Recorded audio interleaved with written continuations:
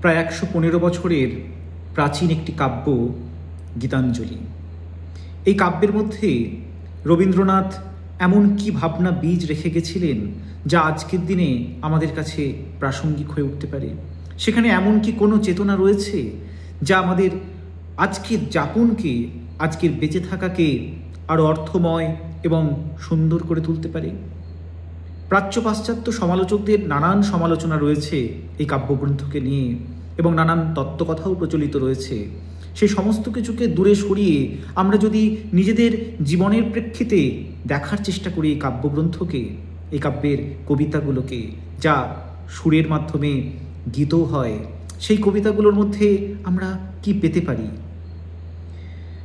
রবীন্দ্রনাথ লিখছেন, আমার মাথা নত করে দাও হে তোমার চরণ ধুলার তলে, সকল অহংকার হে আমার ডুবাও চোখের জলে, নিজেরে করিতে গৌরব দান, নিজেরে কেবলই করি অপমান, আপনারে শুধু ঘেরিয়া ঘেরিয়া ঘুরে মরি পলে পলে, সকল অহংকার হে আমার ডুবাও চোখের জলে।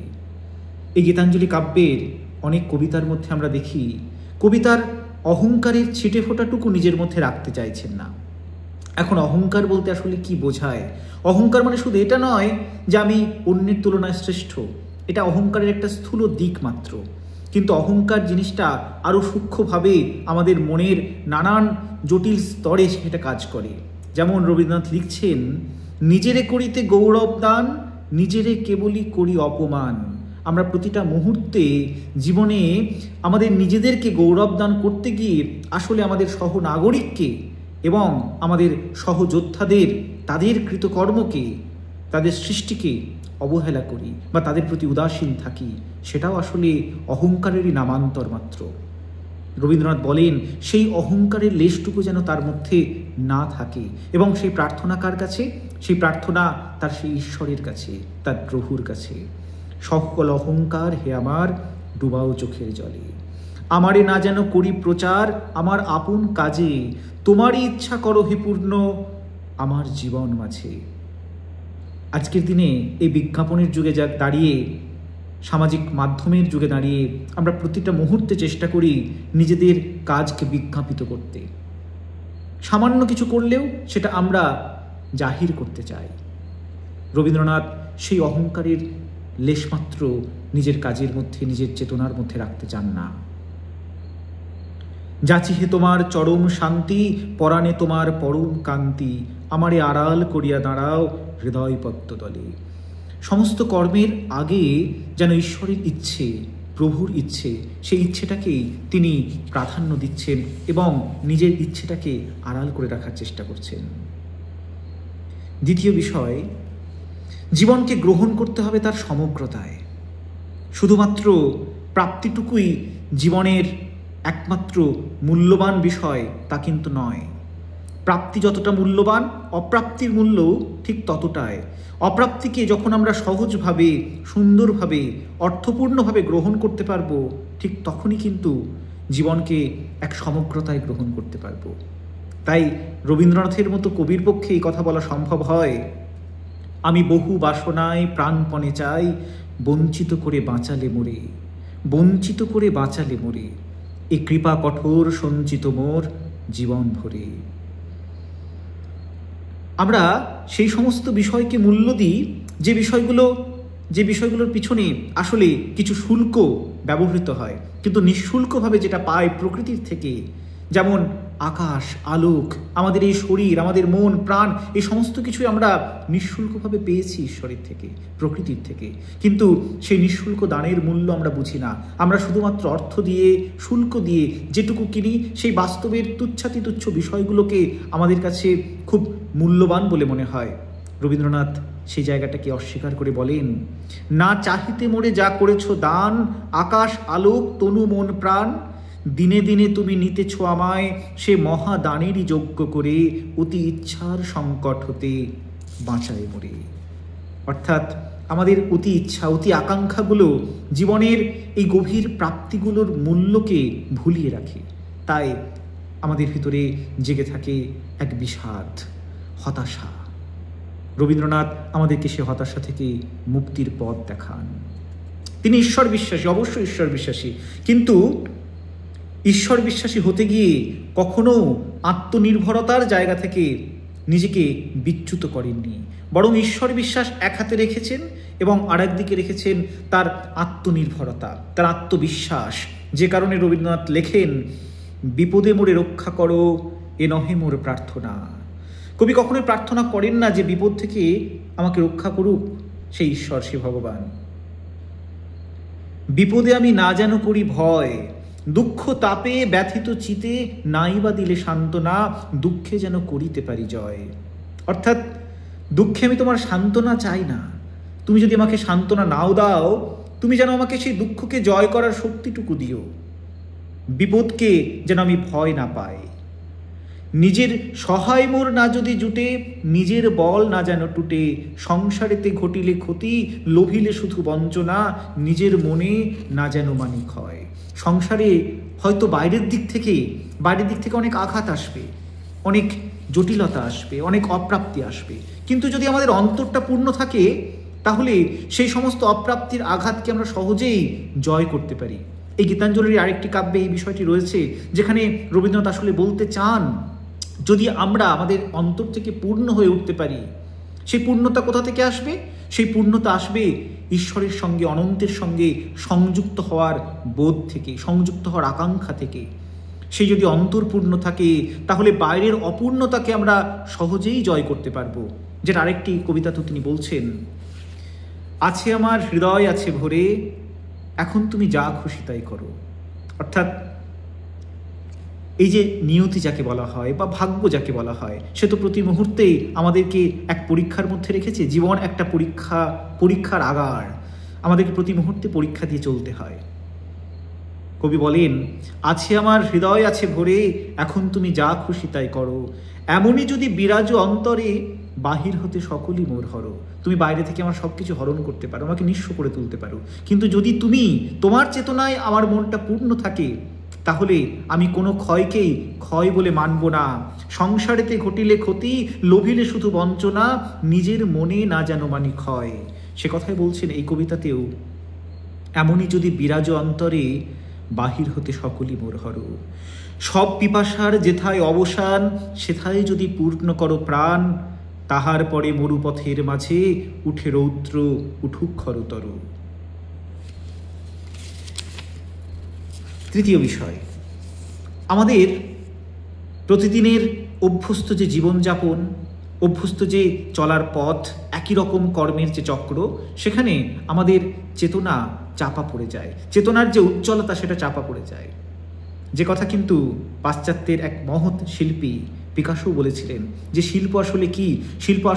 শিল্পের কাজ হলো আমাদের মনের উপরে, চেতনার উপরে যে ধুলো জমে, সেই ধুলোকে পরিষ্কার করা। রবীন্দ্রনাথ কিন্তু অন্যভাবে বলেছেন সেই একই কথা, চেতনাকে নতুনভাবে পেতে হয়, নিজের চেতনাকেই নূতনভাবে আবিষ্কার করতে হয়, এবং আমরা সেই আবিষ্কারটা করতে পারি না বলেই নিজের সঙ্গ, নিজের মন, নিজের চেতনায় আমাদের কাছে বড় প্রাচীন হয়ে ওঠে, বড় পুরনো হয়ে ওঠে। তখন আমরা নিজের সঙ্গকেই উপভোগ করতে পারি না, উপলব্ধি করতে পারি না। তাই প্রতি মুহূর্তে আমরা দেখি রবীন্দ্রনাথ নূতনভাবে আহ্বান করেন তার নিজেরই চেতনাকে, নিজেরই কল্পনাকে, বোধকে। তুমি নব রূপে এসো প্রাণে, এসো গন্ধে বরণে, এসো গানে, এসো অঙ্গে পুলকময় পরশে, এসো চিত্তে অমৃতময় হরষে, এসো মুগ্ধ মুদিত দুনয়নে, তুমি নব রূপে এসো প্রাণে। এই নূতনভাবে আহ্বান করা সেই ঈশ্বরকে, সে অনন্তের চেতনাকে। এসো নির্মল উজ্জ্বল কান্ত, এসো সুন্দর স্নিগ্ধ প্রশান্ত, এসো এসো হে বিচিত্র বিধানে। চতুর্থ বিষয়, এই গীতাঞ্জলি কাব্যের মধ্যে আমরা দেখি যে কবি কিন্তু কখনো দুঃখকে, বিরহকে উপেক্ষা করতে চাইছেন না। এটা আরও একটা দিক রয়েছে, আমরা দেখব যে কবি কিন্তু তার বিরহের বোধটাকে সবসময় জাগিয়ে রাখেন।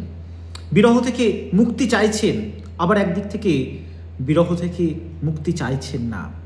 ভগবানকে না পাওয়ার যে বিরহ, সেই বিরহকে তিনি সবসময় জাগিয়ে রাখছেন, এবং সেখান থেকেই সুরের সৃষ্টি হচ্ছে, সেখান থেকেই শব্দের জন্ম হচ্ছে, ছন্দ এবং লয়ের জন্ম হচ্ছে। তাই বিরহকে উপেক্ষা করা নয়, বরং তাকে স্বতন্ত্র মূল্য দেওয়া। রবীন্দ্রনাথ লেখেন, বিরহে বিদীর্ণ অবস্থায় কোথায় আলো, কোথায় ওরে আলো, বিরহানলে জালো রে তারে জালো। রয়েছে দ্বীপ, না আছে শিখা, এই কি ভালে ছিল রে লিখা, ইহার চেয়ে মরণ সে যে ভালো, বিরহানলে প্রদীপখানি জালো। বেদনা দুটি গাহিছে ওরে প্রাণ, তোমার লাগে জাগেন ভগবান, নিশীথে ঘন অন্ধকারে ডাকেন তোরে প্রেমাভিসারে, দুঃখ দিয়ে রাখেন তোর মান, তোমার লাগে জাগেন ভগবান। এই কথা হয়তো একমাত্র রবীন্দ্রনাথের পক্ষে লেখা সম্ভব। দুঃখ দিয়ে রাখেন তোর মান, তোমার লাগে জাগেন ভগবান। বিরহকে কি গভীর মূল্য দিচ্ছেন তিনি, কি গভীর মূল্যে বিরহকে গ্রহণ করছেন, এবং এই মূল্যটা কেন তিনি দিচ্ছেন? বিরহের এই মূল্যটা কেন? তার কারণ, না পাওয়ার যে বেদনা, বিরহ তার একটা বড় ভূমিকা রয়েছে আমাদের অন্তরের সত্তাকে জাগিয়ে রাখার পিছনে। আমাদের সৃজনশীলতা, সৃষ্টি করার ইচ্ছে তখনই জাগে যখন আসলে বিরহ, না পাওয়ার বেদনাটা জেগে থাকে। যে কারণে রবীন্দ্রনাথ আরও একটি কবিতা লিখবেন, না পাওয়ার বেদনা থেকে সুর জাগে। হেথা যে গান গাইতে আসা আমার, হয়নি সে গান গাওয়া। এত এত গান রচনা করেছেন রবীন্দ্রনাথ, এত সুর দিয়েছেন, এত অসামান্য সমস্ত কবিতা তার উপরে সুরারোপ করেছেন, অথচ রবীন্দ্রনাথ লিখছেন, হেথা যে গান গাইতে আসা আমার, হয়নি সে গান গাওয়া। আজও কেবলই সুর বাঁধা আমার, কেবল গাইতে চাওয়া। আমার লাগে নাই সে সুর, আমার বাঁধে নাই সে কথা, শুধু প্রাণেরই মাঝখানে আছে গানের ব্যাকুলতা। আজও ফোটে নাই সে ফুল, শুধু বয়েছে এক হাওয়া, আমি দেখি নাই তার মুখ, আমি শুনি নাই তার বাণী, কেবল শুনি ক্ষণে ক্ষণে তাহার পায়ের ধ্বনিখানি। আমার দ্বারের সম্মুখ দিয়ে সেজন করে আসা যাওয়া, শুধু আসন পাতা হলো আমার সারাটা দিন ধরে, ঘরে হয়নি প্রদীপ জ্বালা, তারে ডাকবো কেমন করে, আছি পাবার আশা নিয়ে, তারে হয়নি আমার পাওয়া। না পাওয়ার বেদনা তার একটা বড় ভূমিকা রয়েছে সমস্ত সৃষ্টির পিছনে। এবং এই কাব্যে আরও একটা গুরুত্বপূর্ণ দিক, সেটা হলো দেবতা এবং মানুষের যে পারস্পরিক সম্পর্ক, সেটা শুধুমাত্র এক নির্ভরতার সম্পর্ক নয়, যে মানুষ তার প্রয়োজনেই ঈশ্বরকে ডাকবে, শুধুমাত্র সে যখন বিপদগ্রস্ত হবে তখন ঈশ্বরের শরণাপন্ন হবে। রবীন্দ্রনাথের ভগবত চিন্তা বা ভগবত বোধ এই কথা বলে না, বরং আরও এক গভীর নির্ভরতার কথা বলে, আরও এক গভীর পারস্পরিক সম্পর্কের কথা বলে, যেখানে আসলে ঈশ্বর এবং মানুষ উভয়ই শিল্পী, উভয়ই কবি, উভয়ই স্রষ্টা, যারা প্রত্যেকে একে অপরকে নির্মাণ করে চলেছেন নিরন্তর। এই নির্মাণ উভয়মুখী নির্মাণ। হেমর দেবতা ভরিয়া এ দেহ প্রাণ, কি অমৃত তুমি চাহ করিবারে পান। আমার নয়নে তোমার বিশ্ব ছবি, দেখিয়া লইতে সাধ যায় তব কবি। রবীন্দ্রনাথ সেই ঈশ্বরকে কবি বলে চিহ্নিত করছেন, যে কবি আসলে রবীন্দ্রনাথের মধ্য দিয়ে, এই মর্তের কবির মধ্য দিয়ে নিজের সৃষ্টিকে অনুভব করতে চান। এক গভীর উপলব্ধির কথা। আমার মুগ্ধ শ্রবণে নীরব রহি, শুনিয়া লইতে চাহ আপনার গান। হেমর দেবতা ভরিয়া এ দেহ প্রাণ, কি অমৃত তুমি চাহ করিবারে পান। আমার চিত্তে তোমার সৃষ্টিখানি, রচিয়া তুলিছে বিচিত্র এক বাণী। তারই সাথে প্রভু মিলিয়া তোমার প্রীতি, জাগায় তুলিছে আমার সকল গীতি। আপনারে তুমি দেখিছ মধুর রসে, আমার মাঝারি নিজেরে করিয়া দান। স্বয়ং ঈশ্বর তিনিও নিজেকে দান করেন আমাদের মধ্যেখানে। আমাদের সেই শাহ আব্দুল করিমের কথা মনে পড়ে যাবে, কালিকা প্রসাদ ভট্টাচার্য যখন বলছেন শাহ আব্দুল করিমের সেই গানের প্রসঙ্গে, ভক্তের অধীন হও চিরদিন, থাকো ভক্তের অন্তরে। ভক্ত ভগবানকে বলছেন যে তুমি আমার অন্তরে অধীন হয়ে থাকো। রবীন্দ্রনাথ আরও গভীরে গিয়ে বলেন যে আসলে এই অধীনতা, সেটা পারস্পরিক এক গভীর নির্ভরতার জায়গা। স্বয়ং ঈশ্বর, স্বয়ং সে অনন্ত, সে আমাদের মধ্যে নিজেকে দান করে, নিজেকে নির্মাণ করতে চায়। হেমর দেবতা ভরিয়া এ দেহ প্রাণ, কি অমৃত তুমি চাহ করিবারে পান। তাই এই গীতাঞ্জলি 115 বছরের পুরনো একটি কাব্য হয়েও আজও আমাদের কাছে নানান কারণে প্রাসঙ্গিক হয়ে ওঠে। শুধুমাত্র তার এই আধ্যাত্মিক দিকের কারণেই নয়। এই গীতাঞ্জলি যতটা না আধ্যাত্মিক, তার থেকে অনেক অনেক বেশি আমাদের প্রাত্যহিক জীবনের সঙ্গে জড়িত। আমাদের প্রাত্যহিক বেঁচে থাকাকে আরও অর্থময়, আরও সুন্দর, আরও সামগ্রিক এবং সম্পূর্ণ করে তুলতে পারে। এই গীতাঞ্জলি কাব্য। যদি আমরা এই গীতাঞ্জলিকে আরেকটু একনিষ্ঠভাবে, আরেকটু গভীরভাবে পড়ার চেষ্টা করি, সেই গানের কাছে, সেই সুরের কাছে নিজেদেরকে সমর্পণ করার চেষ্টা করি, তাহলে বুঝব গীতাঞ্জলির প্রাসঙ্গিকতা আজও কতটা।